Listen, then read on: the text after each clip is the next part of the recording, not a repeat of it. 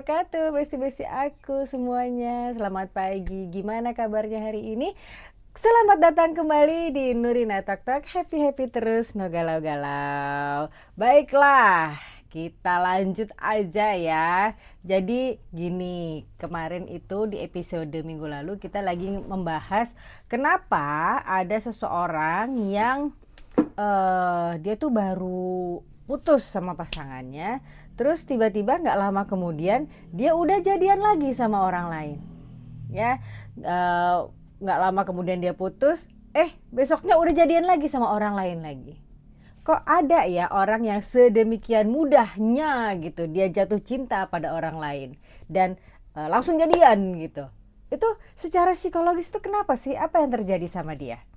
Nah, ini ya beberapa pokoknya itu sudah beberapa topiknya, maksud saya beberapa alasannya itu sudah saya jelaskan di episode di minggu lalu ya. Kalau kamu mau lihat, boleh lihat ke sana ya. Nanti kalau sudah selesai, balik lagi ke sini, boleh kok. Videonya ada di video di bawah video ini. Gimana sih? Videonya ada di bawah video ini gitu maksudnya ya.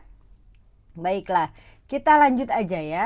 Kita lanjut poin ke berapa nih? Ke-6. Nah, 5-nya tuh kamu tonton lagi deh di video sebelumnya ya. Oke, biasanya orang yang seperti ini itu adalah orang yang self esteemnya rendah. Nah, bagaimana itu? Ya, saya bacain sedikit aja ya.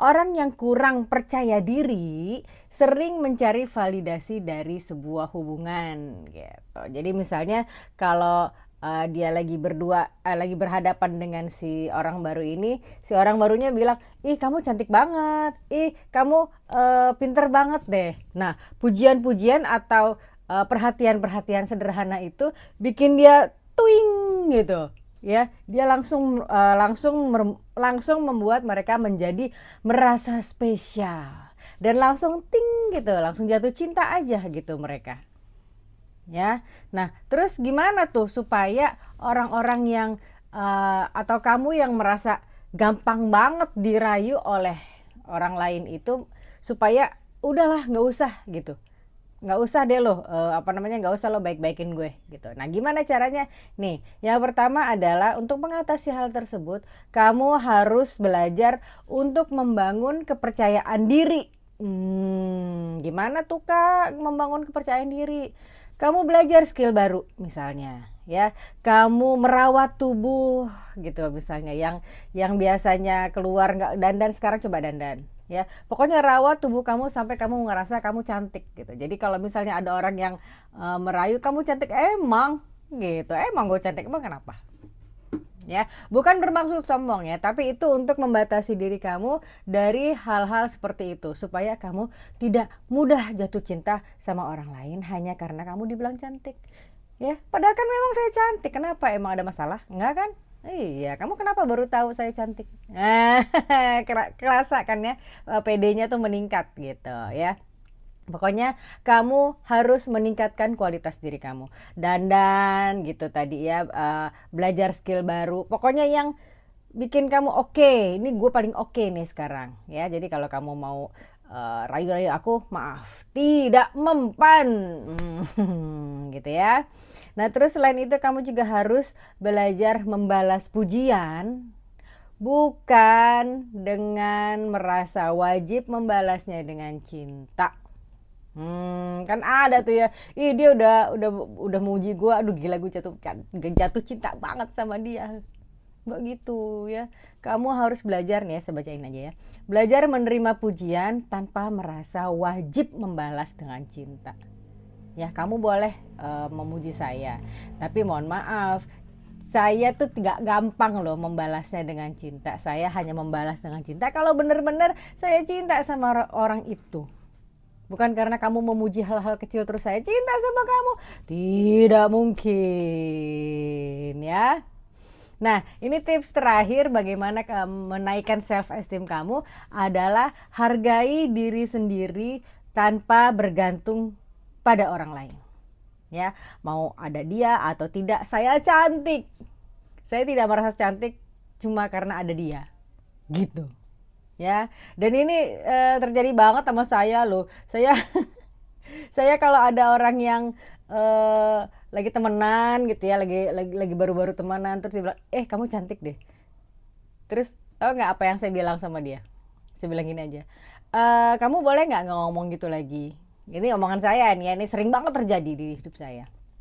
Loh, emang kenapa? Kan kamu emang cantik. Iya, saya memang cantik. Tapi boleh nggak kamu nggak ngomong gitu lagi? Kenapa? Ya jangan aja ngomong kayak gitu. Kalau nggak mau saya cuekin nantinya. Ya, itu omongan saya tuh, inget banget. Ada beberapa orang yang saya omongin kayak begitu, begitu dia memuji saya cantik. Saya bukannya anti dipuji, tapi saya nggak suka ada orang merayu, menggombal-gombali saya, itu saya nggak suka. Ya, kamu juga harus belajar supaya bisa kayak gitu ya. Oke, sip? Oke. Oke, poin selanjutnya adalah seseorang bisa mudah jatuh cinta pada orang lain adalah ketagihan pada sesi fase awal cinta. Ini kalau bahasa kerennya fase awal cinta itu namanya adalah honeymoon phase.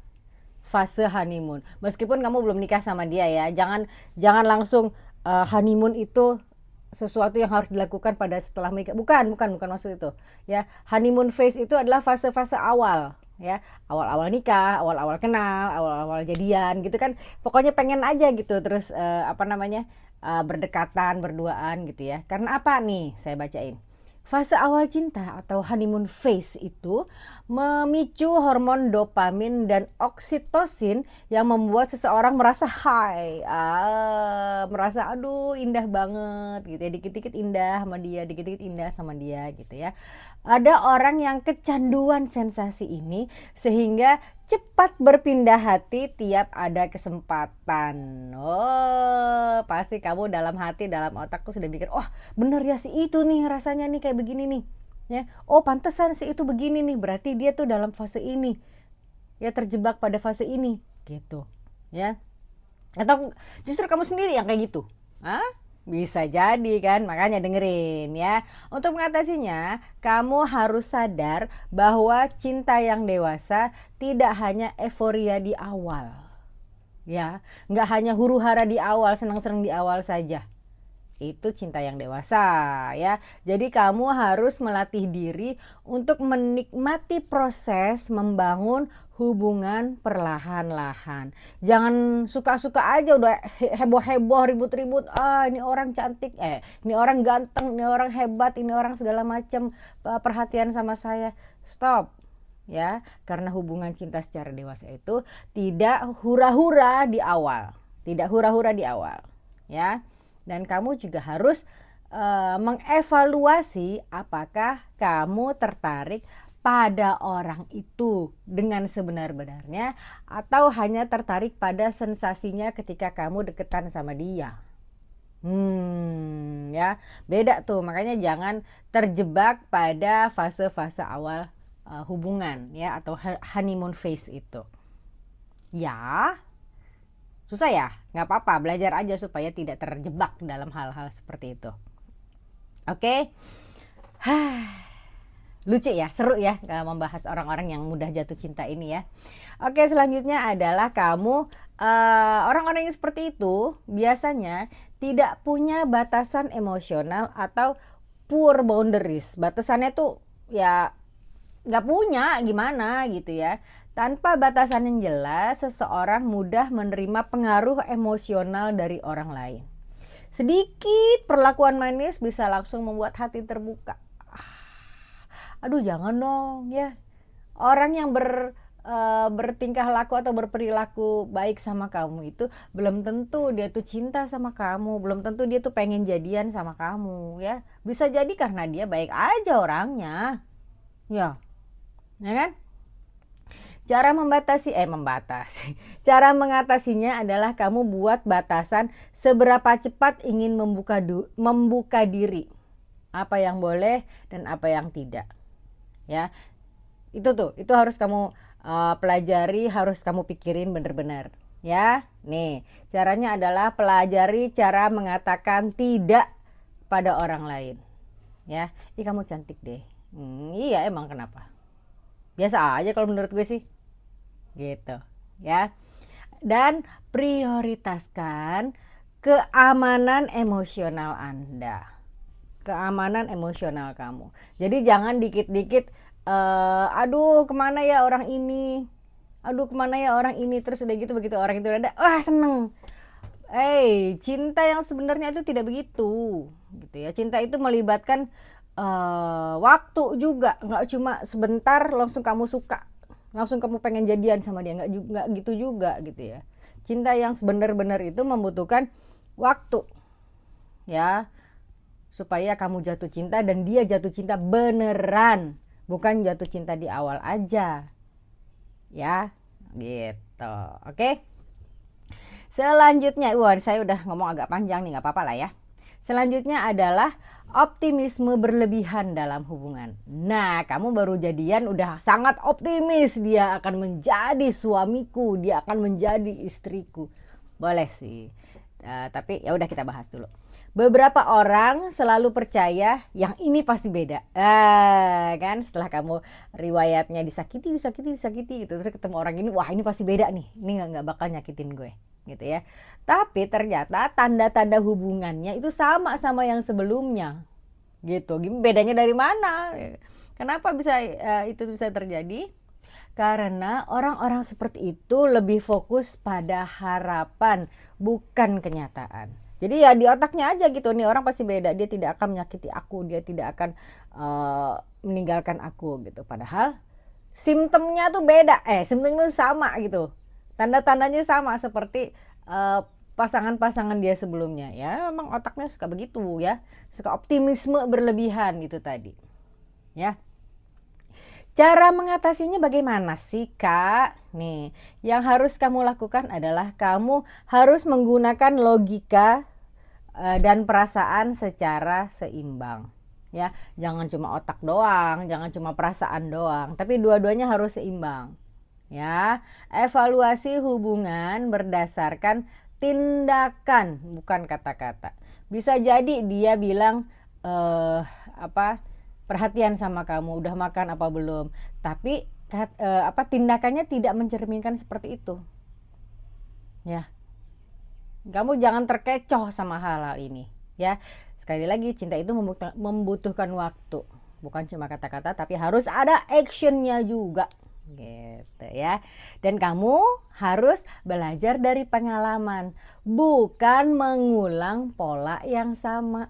Udah tahu simptomnya tuh sama yang lainnya, masih aja kamu temenin, masih aja kamu iyahin semua omongan dia, ya. Kamu harus belajar itu sayang ya, supaya tidak kejadian lagi kayak begini. Kasihan juga loh hati kamu nantinya, ya. Oke, ini adalah tips terakhir yang mau saya omongin. Kita simak baik-baik ya. Orang-orang sering melakukan itu, sering jatuh cinta, sering mudah jatuh cinta pada orang lain adalah karena sulitnya menerima kehilangan. Dia sulit move on. Ya, orang yang belum selesai dengan masa lalu lebih rentan cepat jatuh cinta sebagai pelarian untuk mengisi kekosongan emosional. Hubungan baru menjadi substitusi, bukan pilihan sehat. Ya, hubungan baru ya cuma jadi penggantinya dia aja gitu. Padahal itu bukan pilihan sehat gitu buat dia. Ya. Terus gimana cara mengatasi untuk orang-orang seperti ini? Kamu harus terima dan proses rasa kehilangan. Iya, kehilangan itu memang susah gitu. Tapi kamu bukan berarti harus dengan cepatnya mengganti posisi itu dengan orang lain, apalagi orang yang belum kamu kenal banget, ya. Jangan menjalin hubungan hanya untuk melupakan seseorang. Kalau kamu tidak suka, kalau kamu belum siap dari dalam hati kamu, jangan diterima dulu orang itu sebaik apapun. Ya, kamu harus memprioritaskan diri kamu sendiri sebelum memprioritaskan orang lain. Karena apa? Karena kamu harus fokus pemulihan diri sebelum membuka hati lagi. Ya. Oke. Ya. Nih, oke, saya sudah bicara begitu banyak dari episode lalu sampai episode hari ini. Saya ngasih kesimpulannya aja ya. Oke. Saya bacain aja deh biar gampang. Mudah jatuh cinta berulang kali meski sering patah hati itu bukan tanda lemah, melainkan sinyal bahwa ada sesuatu dalam diri yang menginginkan perhatian, dan penyembuhan. Iya, berarti kamu belum sembuh dari luka cinta kamu yang lama, ya. Dengan self awareness atau batasan sehat dan pemahaman diri, pola ini bisa berubah menjadi hubungan yang lebih dewasa dan lebih stabil. Nah, jadi tahan dulu deh kalau ada orang, kalau kamu baru putus terus ada orang deketin, coba tahan dulu. Jangan kamu iyahin dulu. Ya, kasih waktu diri kamu untuk sembuh dari luka yang baru saja terjadi. Kalau kamu udah sembuh atau sedang menuju sembuh lah, baru deh boleh kamu menjalin hubungan lagi dengan seseorang. Ya. Baiklah. Ini sudah habis semua skrip yang saya pegang. Gimana? Kamu masih ada unek-unek? Boleh kok kamu curhat aja ke kita. Kita punya Nurina Tok Tok Hotline. Ya, itu ada di sini. Ya, kamu bisa follow dulu IG-nya, kamu bisa langsung curhat ke kita. Nanti ketemunya sama tim sebelum mama saya. Ya, atau mau ketemu di TikTok juga boleh. Akunnya sama kayak ini. Ya, kamu add aja dulu. Oke? Baiklah, ini semuanya sudah selesai. Saya pamit dulu boleh ya? Karena bulan depan, minggu depan ada topik yang baru lagi yang pasti menarik untuk kamu simak. Baiklah, terima kasih ya atas perhatian teman-teman ya. Insya Allah sharing saya ini bermanfaat, insya Allah menginspirasi, dan insya Allah mencerahkan. Baiklah, saya pamit dulu ya. Jangan lupa untuk tetap saksikan Nurina Tok Tok setiap hari Senin jam 5.25 ya. Di mana di Nurina Miriam YouTube channel tentunya, dan ada video short setiap hari Senin sampai hari Minggu jam 5.25 juga.